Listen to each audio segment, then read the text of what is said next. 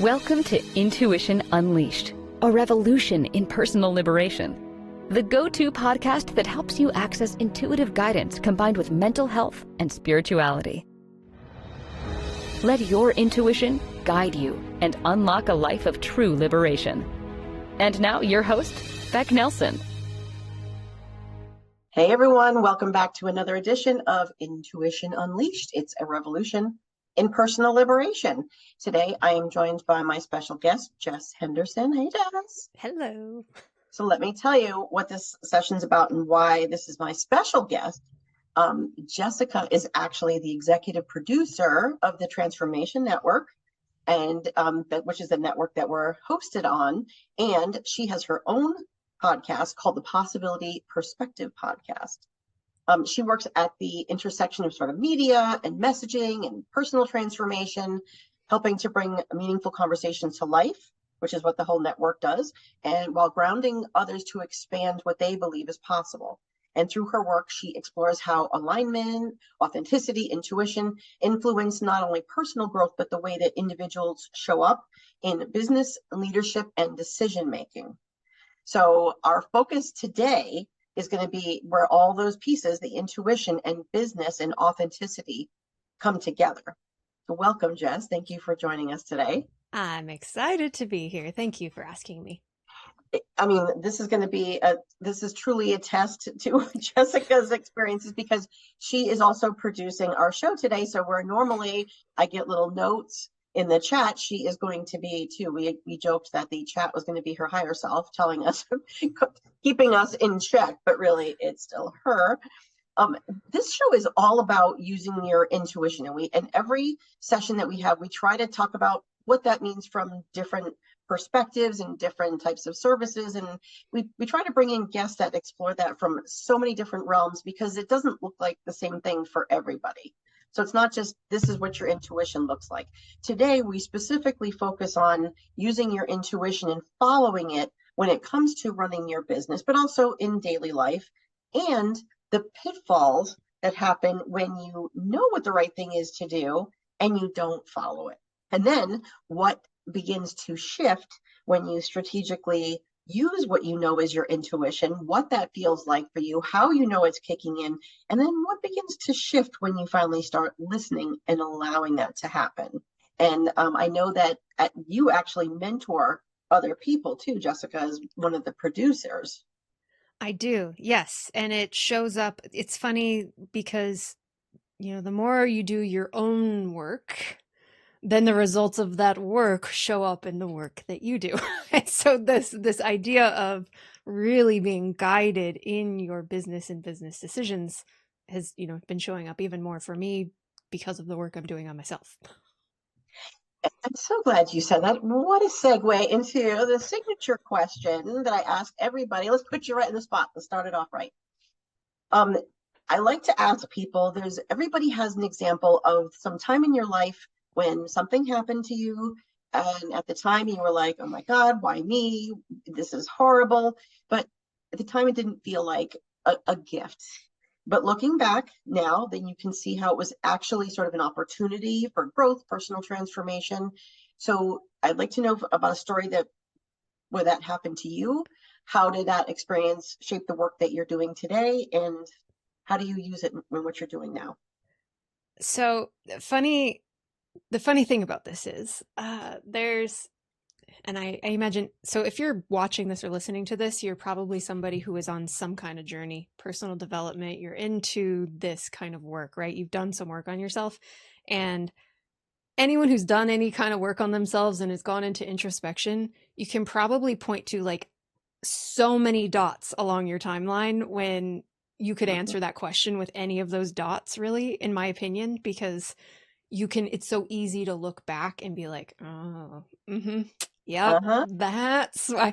But for me specifically, kind of how it relates, because it was back on my timeline in college, and I was fired from a job. And I had to, so I was good at my job and they didn't really want to fire me, but it's a whole story of, I was working at a restaurant bar, and they would do these sting operations to make sure that you were IDing people, and I got stung. So what they do is they send in two people, one of them orders a drink, one of them orders a water, and if you don't card, then the police officer comes in, and then you get a contributing ticket, and the establishment gets fined, and it's a whole thing. And so in my defense, the dude that ordered the Bud Light had salt and pepper in his hair, was wearing a suit. The kid that ordered the water looked like a kid. Had the kid ordering the water ordered the Bud Light, I would have carded him. You know what I mean? So I feel like they really set me up. But anyways, I will let that go.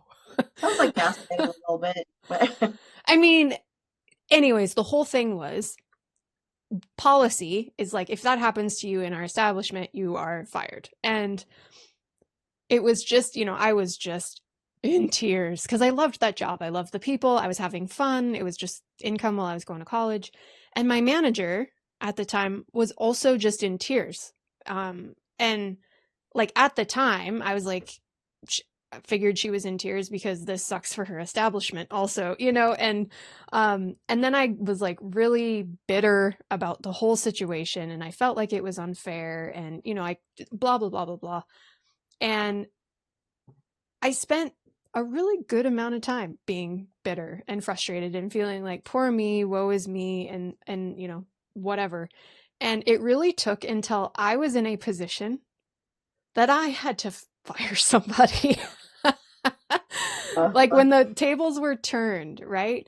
And I had done some work on myself, obviously, and I had let that whole thing go, but it was kind of looking at the different perspective of a situation when maybe your heart isn't all in letting this person go, but it's the thing you have to do, right? And the emotion that goes with that. And so that was kind of one of those full circle moments for me when I was like, oh, wow, okay.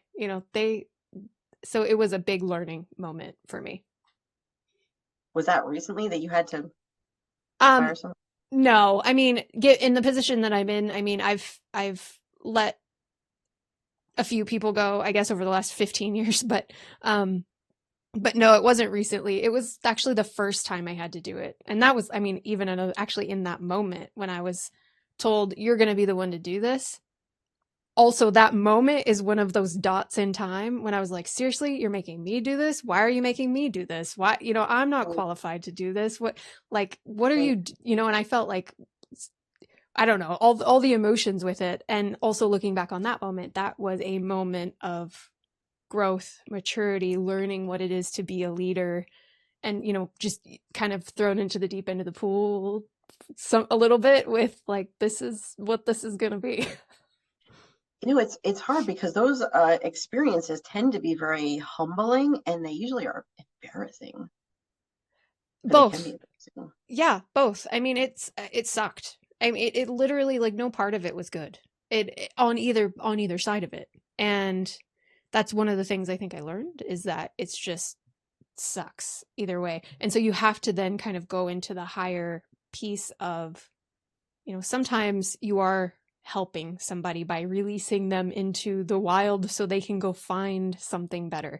For me, I was released from that job, and it probably saved me because that job had me partying a lot. I was just in that world, and I got released from that job and had to really look at what I was doing in college and had to put my butt in gear to actually graduate. And had I kept down the party path, who knows, right? Would I have really graduated or graduated on time or done the things I needed to do? So it was actually a blessing. Right. Not in the moment, but yeah.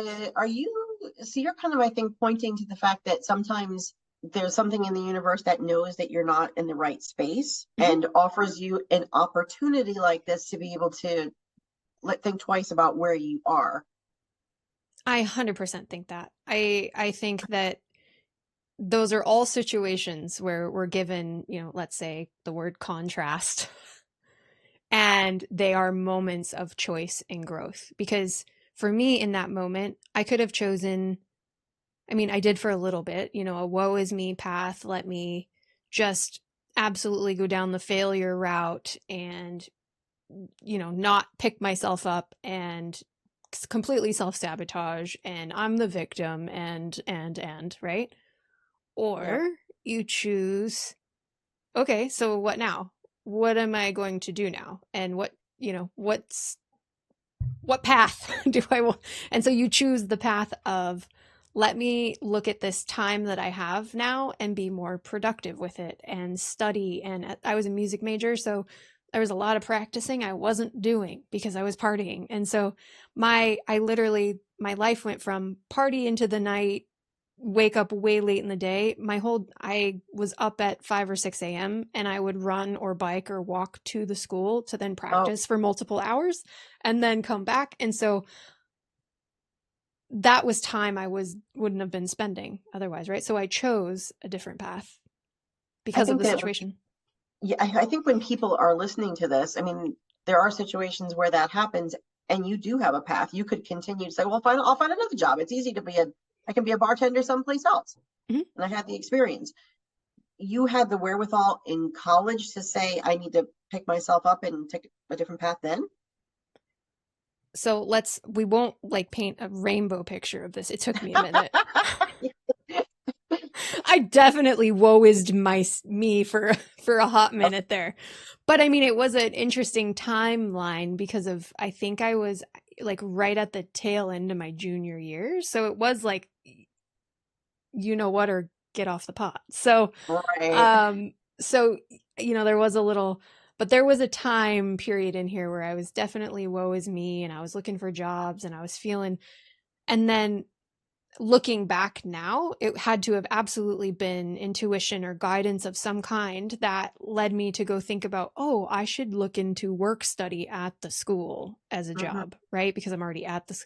So, but how or what prompted me to do that? And then I actually got work study in the music building, in the music department. So it was exercise, practice, work, right in the same place. And so it was very productive. But all of that was orchestrated by someone else, not me. Something higher than us, yes. Yeah. I think the universe, this is a great segue for this. I think the universe continues to give us opportunities to do what we really say. Honestly, they support us, right? So if you're in college and you're a music major, then you're saying, I have the intention of getting my degree and accelerating in this whatever. So the universe is seeing you in this job and not practicing and not getting enough sleep and focusing on this job. And the universe is like, we're just going to give you this opportunity to be able to go back to what you said your intention is. And this is really the definition of intuition, right? There's all these little seeds that remind us what you're going to be supported in whatever you say you want. But it may not always look gentle and be like, don't you remember that you came here because you want to get into music? Exactly. It kind of can look like sometimes you get your butt kicked and you get embarrassed. Mm-hmm. Absolutely. Absolutely. And I wouldn't have attributed any of that to intuition or the universe, intervening until much, much, much, much later into my own work. I mean, I looked back on that time as just this kind of, show. No, but this is perfect. So anybody who's thinking about right now, everybody must be thinking as they're listening to this that about an opportunity, about some situation where this has happened, and maybe it was happening for you, not to you. Yeah, it's all perspective. I mean, that's why I started my show and why I do what I do, because I realize the lens in which we view things shapes the reality of it. And that past could potentially have it has actually, in my own mind, in my own lens, has had two different realities over time because of how I looked at it. And our show is going to be about alignment. Which path do you choose? And is the path that you're choosing in alignment with what you say you want for your life? Because if it's not, then you're going to continue to get interventions or instances that show you that you're on the wrong path based on what you say you wanted. Exactly. I mean, that's the perfect example of you are not aligned, and so we're going to smack you right back into an opportunity to choose alignment. just so kind to do that for us, aren't they? Yeah. But people a lot of times will say, they want a reading and they'll say, what am I supposed to be doing? And the answer to that is you're not supposed to be doing anything. You don't come into this world with this, like, you have come to build an ark, that kind of thing, right? It's not something you're supposed to do. What you're supposed to do is find out what makes you happy, and then choose your activities and your goals based on what makes you happy. And then the universe will support you in that. Yes, absolutely. So speaking of that, let's go into the next. Thank you for sharing that very personal story. It's a great introduction, I think, to what we're talking about today, which is being in alignment. So let's start with that. What does that mean to you, being in alignment, in a way that's sort of, how do you define that and how do you apply that to actual everyday life? Yeah. For me, alignment happens when our actions, our energy, and our truth, our being of who we are all headed in the same direction. Because I feel like oftentimes we could have one or two of those things that are heading in the right direction and the other one's like over here. So, example, the truth of who you are. And I feel like action has to be last. So the truth of who you are, right? And that's actually comes back to like a little bit of purpose. Like, so thinking about as an entrepreneur, there is this calling, this feeling of this thing you need to do. You need to do this. You need to serve. It's why we start our businesses, right? That's the truth. That's the truth. That's authenticity. That's who we are. The energy is kind of the why we're doing something, though. So if we're doing something because we're supposed to be doing it, are we doing it because it feels absolutely right or aligned? Or are we doing it out of scarcity and fear of, because if I don't, then this, right? So what energy are we doing the thing? And then when the action is taken from the right truth of who you are and the right energy, then we're in alignment. So real example, because this is kind of on the brain a lot with like entrepreneurship and posting on social media, right? So you could have you could be doing all the right things. Like you're posting often, it's all brand aligned, the messaging is on point, the things you're saying are truthful and like they're actually in your truth, they're from your own thoughts and wisdom.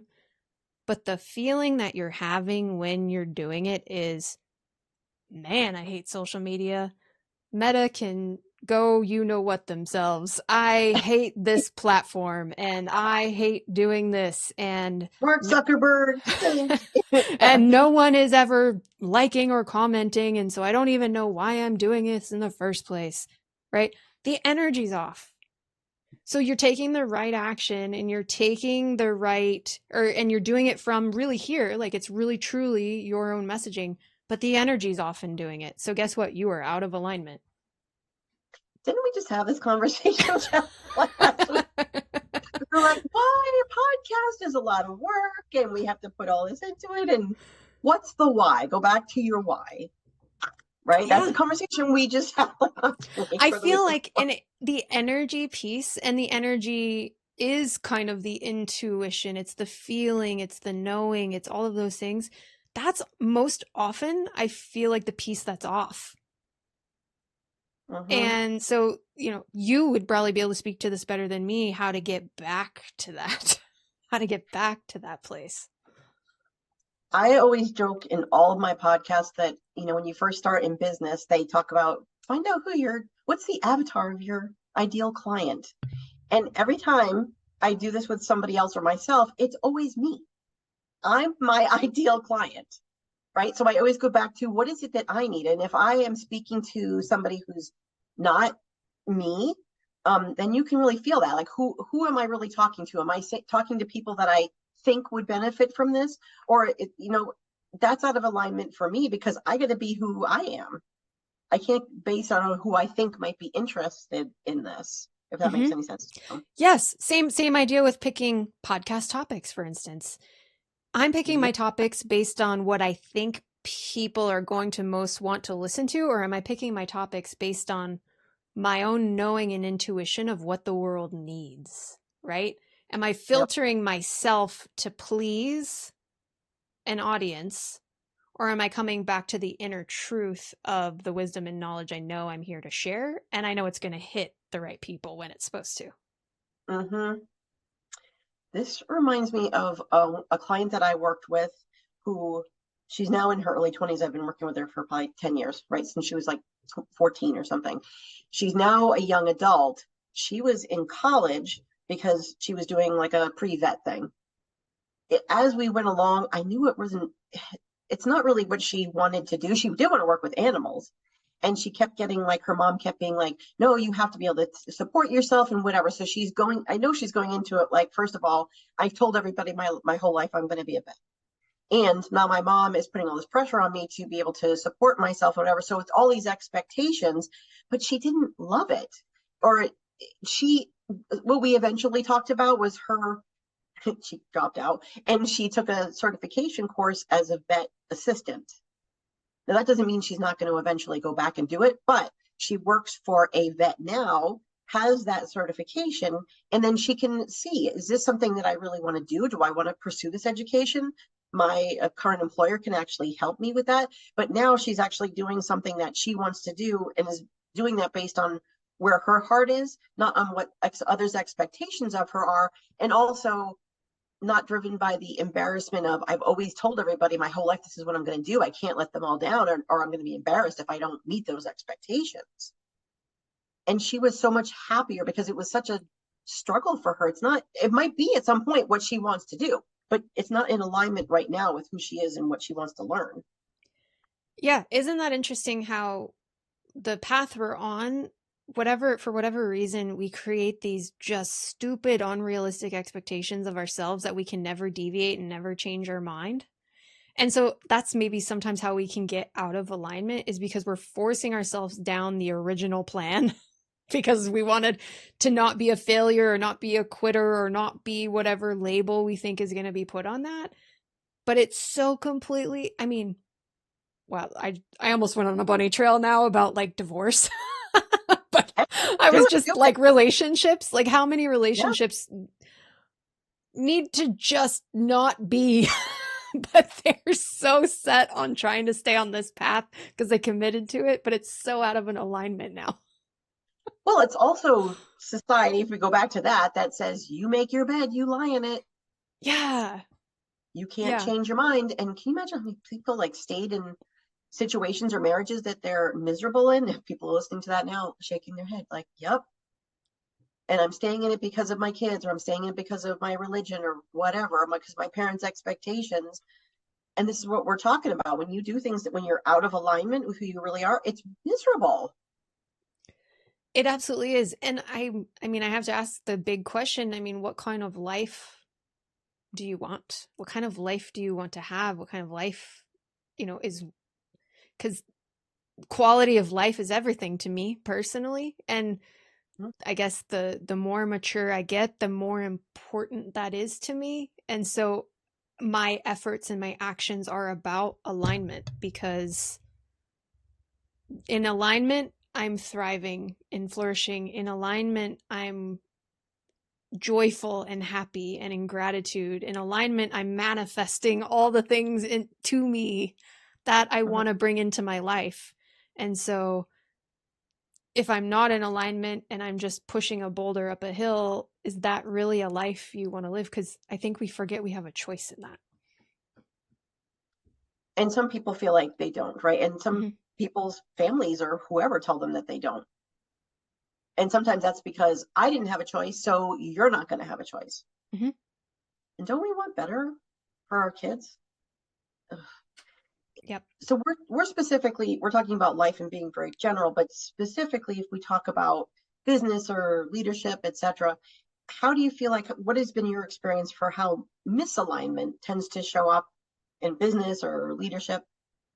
Yeah, I think it shows up from a business perspective, taking actions based on what we think we're supposed to do in business, right? So, I mean, you know this. entrepreneurs get hit with so many different things that are, you need to do this way, you need to do this way, and you need to do this, and it's completely overwhelming and oftentimes contradictory information. And so if you are not in alignment and you're acting out of misalignment, you're just jumping at shiny things. You are just jumping at the next shiny thing because that's going to be the thing that's going to get you where you need to go. And you are completely spinning your wheels because all of those shiny things that promised you all of the glory and all of the clients and all of the followers and all of the things didn't work. Shocker. Because they were completely out of alignment. One of those things, any or all of those things could work, by the way. But it's up to us to figure out, like, with that little, like, radar, like, which one of these things is actually in alignment. And that's intuition. You have to be able to follow your intuition in those things.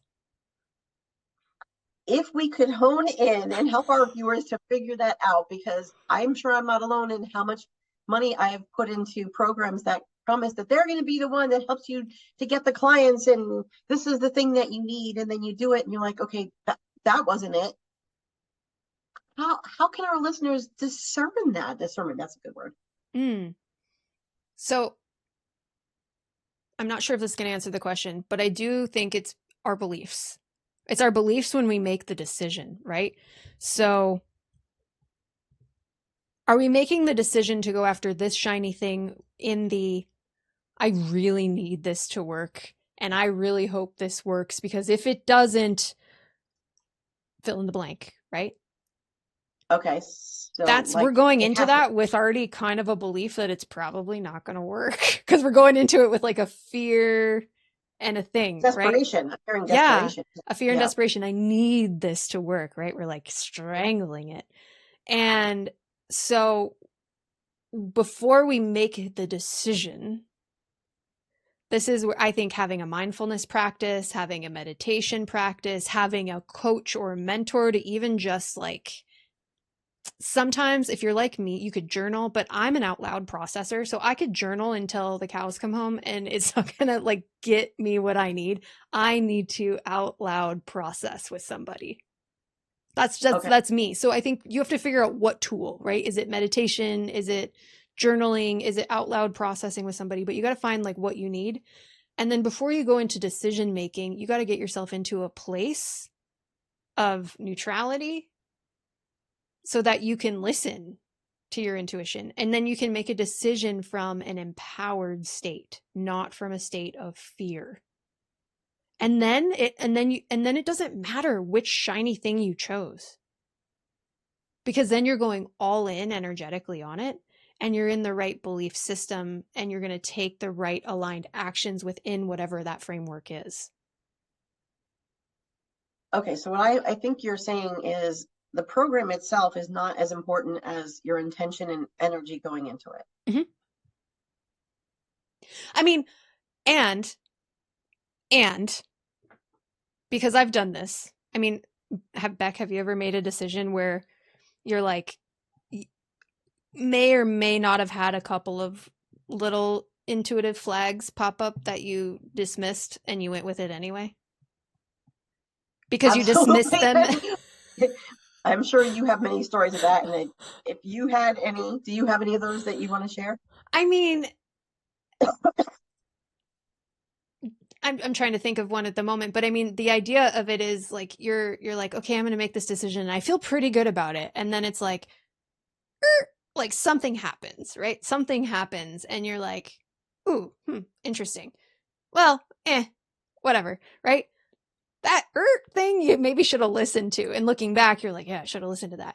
But so I don't want to be taken wrong in that every decision is going to work out as long as you have the right beliefs. Like there are like things that sometimes are just there to teach you something.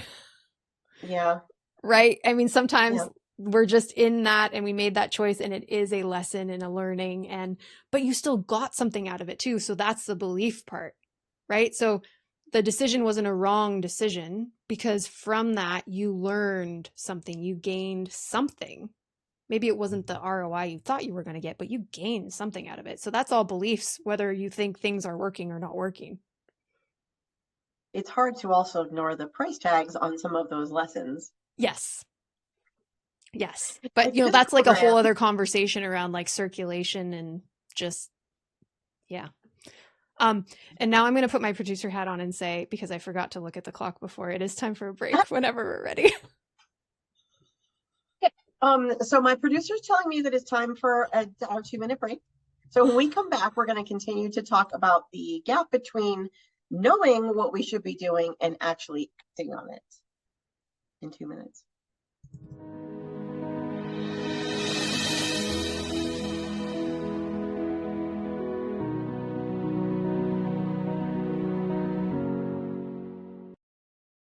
Join us on Kaleidoscope for Becoming every second Wednesday at 12:30 p.m. Pacific Time on Transformation Talk Revolution, where you are invited to revel in your becoming better and brighter on purpose. This isn't just a show, it's a prayer disguised as a podcast, and together we are evolving on purpose. Visit www.celestialempowerment.com for more information. Are you ready to break free from self-sabotaging patterns and reclaim your power? I'm Becc Nelson, licensed therapist, spiritual mentor, and psychic medium, helping individuals achieve true personal liberation through my Beccology framework. This step-by-step system shifts your mindset, strengthens your intuition, and empowers lasting change. Work with me through single sessions, 90-day or 6-month programs, or explore my courses, books, and coaching. Visit becknelson.com to get started. Do you want to better understand and embrace neurodiversity? I'm Dr. Lori Noto, with over 30 years of experience working with diverse and unique individuals. Through my consulting and purpose-driven life coaching, I focus on empowering individuals with disabilities. My passion is advocacy, providing the tools for neurodiverse individuals to thrive and feel included in classrooms, workplaces, and communities. Unlock the potential of possibility, power, and purpose. Connect with me today at notoholisticconsulting.com.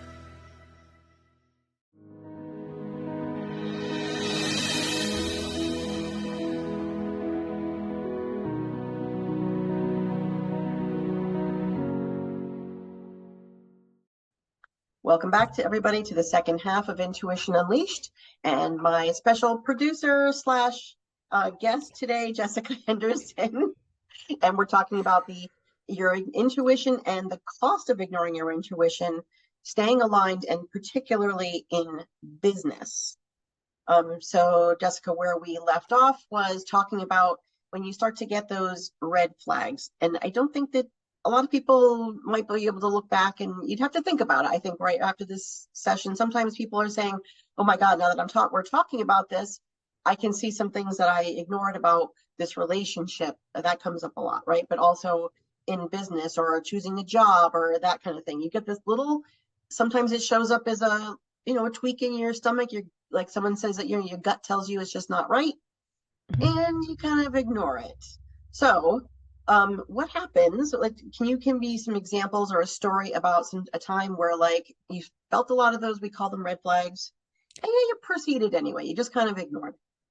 Yes. Okay. And actually I have two, because I want to go all the way back to the original story with the college story, because during my floundering phase, when I was looking for other jobs, I found a job and I applied, and it was at a bar, and it was to be a cocktail waitress. So I was going right back to the path that I was in, right? I was trying to get right back on that path. And the first red flag was they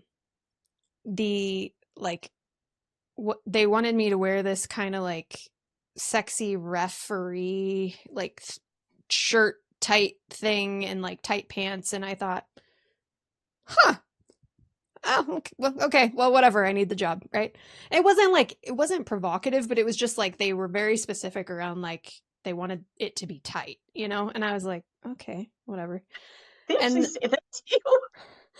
Right, I mean, I was like, is that even legal? But anyway. Why? Anywho, so first night on the job, my friends, they wanted to come support me. They're like, yay, you got a job. And so they come in to have a drink, and I get them their drinks, and they're like, there's somebody siphoning gas out of somebody's vehicle in the parking lot. And I was like, huh, all right. So, that just tells you like the kind of environment and like place we were in, right? Mm-hmm. Third flag, it's escalating. So like, this is like interview, and then first night on the job. I think it might've been my second or third night on the job. A patron of the bar, put me in a full Nelson. I don't know if you know that, like where they like come up behind you and like put both your arms up over your head. And he did it jokingly, but it's like so inappropriate and so out of line. And like right then and there, I should have probably just turned around and decked him, which I probably would have gotten fired for, but that's what my mom taught me to do. Anyways, so third red flag, and I just kind of like, okay, that was unfortunate, continued on. And then I had like a few days off from that job. And so I had actually gone back to my hometown, and I played in a basketball tournament, like a kind of a fun, I don't know what's that called, alumni tournament. And so I played, and I had, it was kind of an impromptu thing. And so I didn't have the right shoes or anything. Anyways, I came back from that tournament unable to walk. I had done something like my right leg, like my foot, kind of leg, ankle, it hurt so bad. Like I got up out of bed one day and I just like screamed in pain. I had never felt that kind of pain before. And so I was like, okay, I'm gonna take myself to urgent care because I don't know what is going on. I didn't like sprain my ankle or anything. And so they checked me out, and it turns out I had a stress fracture. And so they were like, well, basically we can give you some crutches and basically just stay off of it for 2 to 3 weeks was kind of their thing, right? Because you're not going to like really need a cast or anything. They're just like, stay off it. So I crutch into my then job I had just gotten, right? I'd only been there like a week. And the manager was like, well, yeah, you can't do the job, and we hired you because we needed somebody, so you can pick up your last paycheck on payday next week. Like, that's it. You're done. So another hiccup. The universe is like, we told you. You didn't listen. So now we have to tell you again. Yeah, really. So, we're going to literally give you this injury, so you literally cannot physically do the job to get you out of this environment because you ignored flags 1, 2, and 3, and there's probably a fourth one I'm not even remembering. And so it had to, for me, because I was so dense, it had to escalate to a physical, literal kind of slap in the face moment again, where it was like, yeah, you're not supposed to be doing this, girl. And so that's one example, that for me personally, and lessons learned from that, right? I've lessons learned and also mistakes repeated from that, I guess, because I think that's what happens, right? You still have flags show up in your life, and you sometimes get it and you sometimes don't. I think that's just part of the human experience, and the growth. Maturity plays into that too. Mm-hmm. Yeah.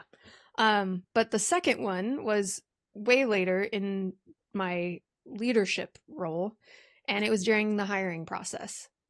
And it was during the, there was like little flag during the interview process that was like, oh, maybe this isn't quite the right fit. But there was enough evidence of it is a good fit. And it was, so going back to those 3 things, actions and energy and truth, right? So the energy in which that hiring decision was made in we just got to get somebody in here.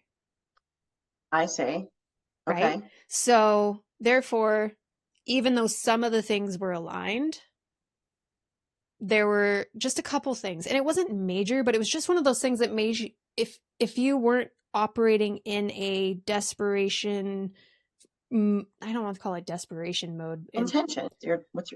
But you're not, so if we weren't operating from that place, right, you just got to get somebody in here. If it was more of a like, let's see and wait and be patient for the right fit to show up, we were not in that mode, right? Mm. And so flag ignored, make higher, and then person comes on and starts doing the job. And it's like, oh, okay, cool, we're good.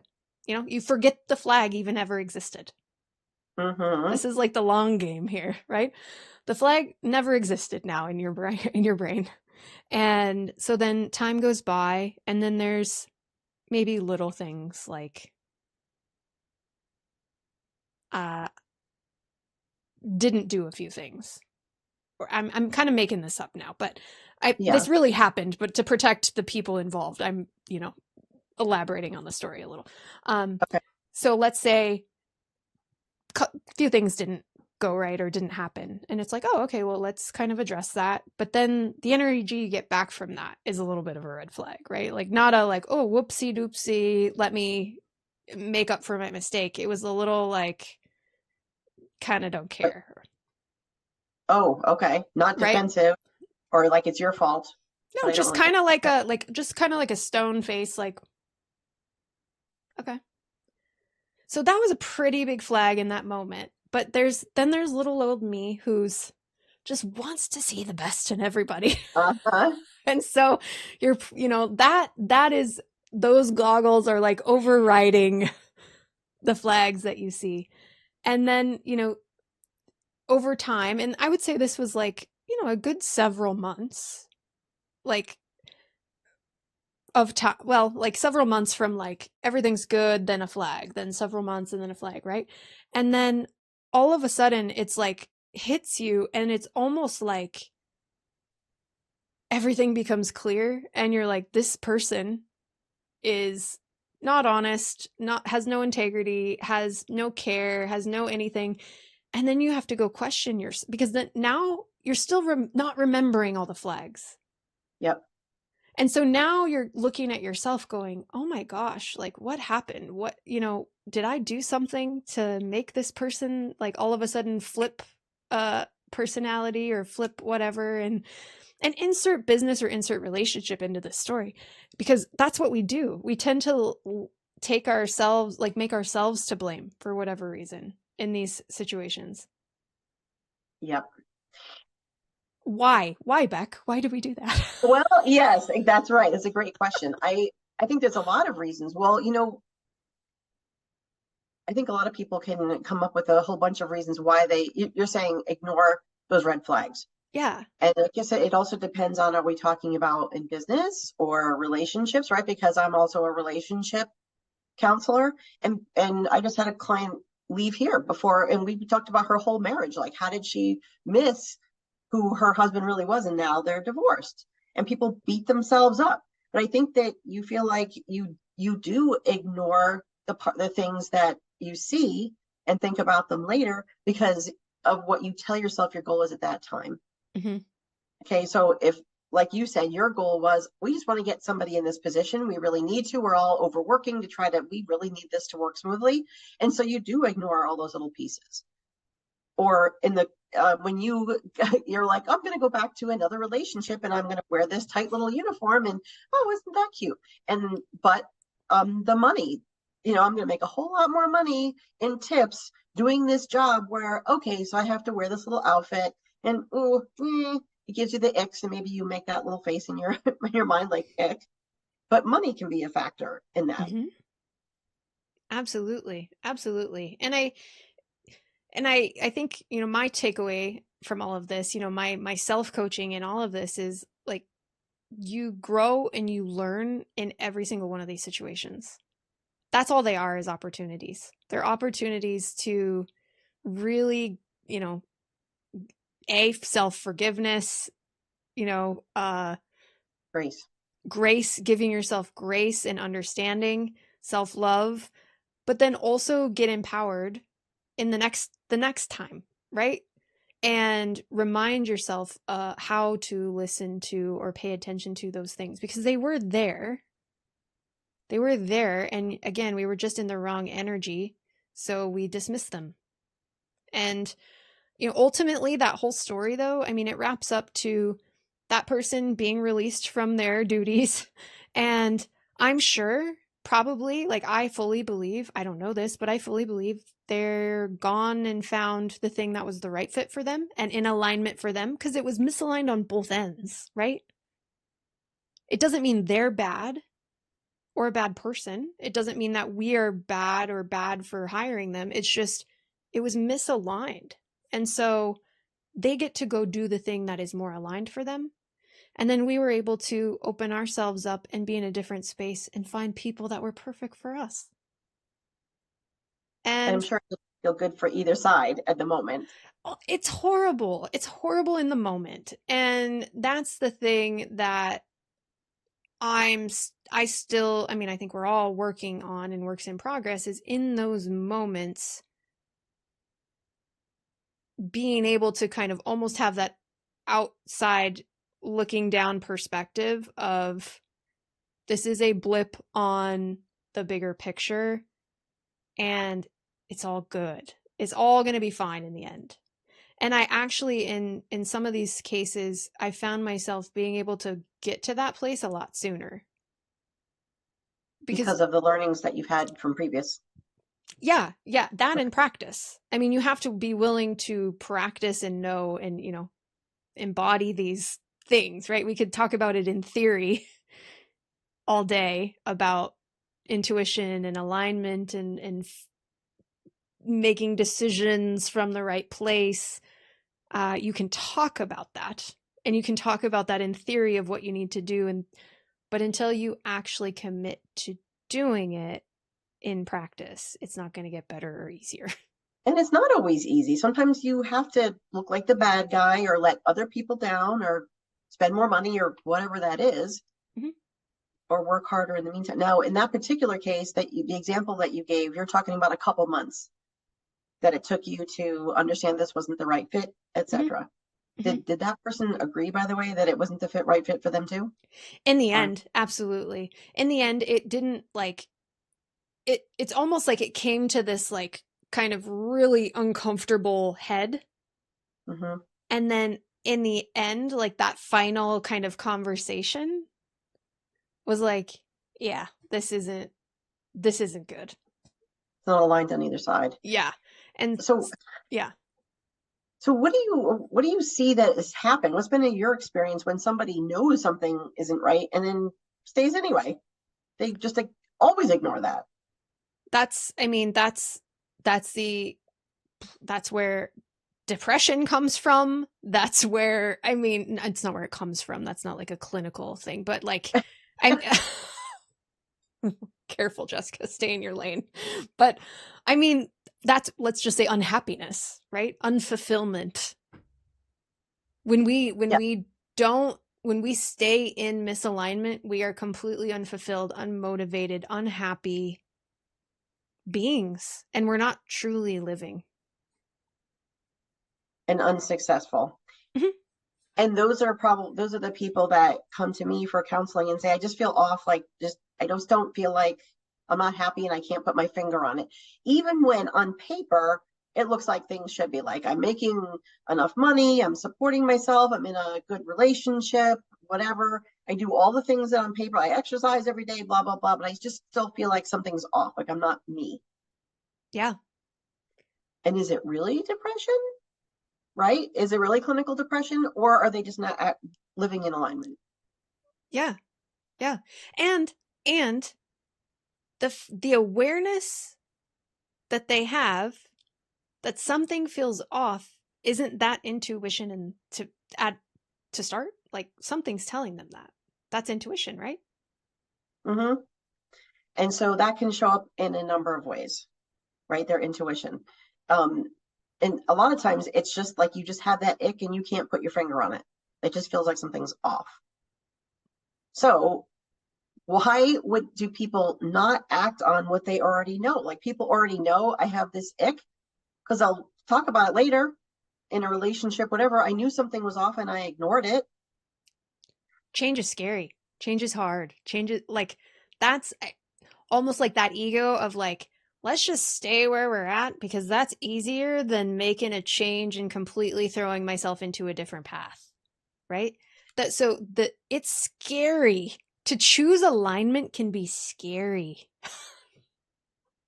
Yeah. Yeah. And what about these people that say, I chose something that was in alignment and it still didn't get any better? Right? Because then they're using that as an example of, well, see, I did that and I listened and it still didn't help. That's beliefs. That's your beliefs telling you that things aren't working. That's absolutely all in here. You have to change your beliefs. Mm-hmm. You have a story about that, like somebody that did all the right things and they didn't change their beliefs. Yeah, me. I'm working on it. Okay. See, we're our own best avatar. I mean, all of this just comes from my own experience and realizations and, getting coaching and support and taking programs and just figuring my stuff out and my own beliefs around, even finance and business success, my own fear, like deep, deep fear of what happens if I actually become successful. What does that mean? That is something I'm still working on. But if that belief is underneath everything that I'm doing, every sales call I get on, every, website I'm updating, every new offer I'm creating, if that belief is that underneath all of those things, I'm taking and choosing alignment and action. I'm doing the thing I know I'm supposed to be doing. I'm in my purpose. That part of me is aligned. So by definition, I'm in alignment. But if it's still not working, then there's a belief underneath all of that that's keeping it from working. You meant there's a lot of beliefs you can have, right? Because if the other side too, if you believe I'm probably not meant to be happy or I'm not meant to be successful, you're going to block yourself. That's the thing. But you said one that sounds crazy, right? I'm not saying you're wrong, but why would I not want to be successful? Why would I be afraid to be successful? Somebody might ask. That's ridiculous, right? But talk a little bit about that. It is. It's the what would change, right? Would I change? Because what I'm successful in, so for instance, I come from a small town, small community. I've heard things like, oh, they're too good for us now, right? So there's these kinds of fears of what would people think of me? Would they look at me differently? Would I still have the same friendships? What about my family? Would they be happy for me? Would they be envious? Would then I have, like, I'm talking like wildly successful, I'm a millionaire, millions of dollars. What happens? Am I going to feel obligated to then give that to people? Because I've got people pleasing stuff I got to work on, so there is this, that's what I'm working on. And I'm actively healing and working on that for myself right now, because that's the block that's kept me from absolutely skyrocketing. So there's a term that we use in the therapist role, systemic therapy, that we call homeostasis, right? It's a biology term that means a system wants to maintain itself. So if we think about our relationships, or our relationships in our family or in our work or whatever, or with ourselves as a system, everything in the system wants to maintain exactly the way that it's always been. Mm-hmm. So, and if, everybody in a family or in these system roles you're the one who does is X, Y, and Z, right? You're the one who is the ambitious one. You're the one who doesn't show up on time for things, whatever. If you change that, you are no longer in alignment. Your system gets thrown off. And that's not necessarily a bad thing. If you're the one who has no money, for example, or is always not successful, but then you become successful and now you have money, you're absolutely right. There's that fear that you don't even think about, which is, what is it now? Who am I going to be? Mm-hmm. And am I going to have the same friends? Am I going to be able to hang out with the same people? Are they going to think I can't keep up with that? So will I lose some of my friends? If I am really, really heavy and I become really, really thin, is my spouse going to leave me? Or are people at work not going to treat me the same, or whatever? And these are the things that we don't know that we're subconsciously looking at, or we're thinking about. Yeah, absolutely. Absolutely. And that's the work we have to do on ourselves. And I recommend working with somebody like Becc because when you work with somebody, they can hold up a mirror and help you see the things that you just don't see. I only got to that knowing and realization and belief about myself. I didn't come up with that all on my own. I've had help getting there, and I'm having help getting through it and coming out the other side. So yeah, it's just work we can choose to do. And then I've recently added hypnotherapy as a part of my services. And sometimes you can get to those underlying beliefs about yourself, like your inner self will actually come out and identify what will really happen if I have a lot of money. Because my family's always said people with a lot of money are a bunch of a-holes. So my family, if I'm successful, am I going to be an a-hole? Right? As an example. Exactly. Yep. So talk about one way someone can start to tune into their intuition, particularly in business. You gotta shut out the noise first, because I think there's too many things coming at you in business all the time from every direction, and too many cooks in the kitchen, let's say, in terms of advice. And I think you got to go back to your, like we talked about earlier, you got to go back to your why. Why am I doing this? What is the purpose? Why am I here to serve? Like, what's the service I'm here to offer? And then if you're in that state, and then again, you can journal, you can meditate, you could out loud process it. Your answers will come. They absolutely will come. And then you'll know the next right action to take. This is a great closer, because I don't know if you noticed it, that when you were saying that, you were doing this. It really, you will feel it in your heart. If you sit and close your eyes and think about, do I want to do this? Should I process? Should I go through with this? What is your heart telling you? What do you feel when you start to say that? What is in your body? Because your body, it really is reflecting your intuition. And what is the energy of that? Am I doing this because I'm anxious? Is it doing it because I'm worried about it? Am I really just worried that I'm going to be successful, but I really want to do it? You really need to listen to your heart. I don't even know if you realized that you did that when you were saying that. It was automatic. Yeah. Yes, because that's exactly where your intuition lies, right? Here, your solar plexus, right? What do you feel? Thank you, Jess, for being a part of this very interesting discussion. We certainly need a lot more of this, but what I really hope is that people start to understand that there are red flags that they might be missing.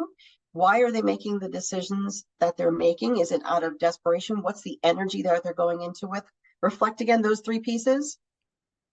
Energy. What were the other two? Energy, action, and your truth. And your truth.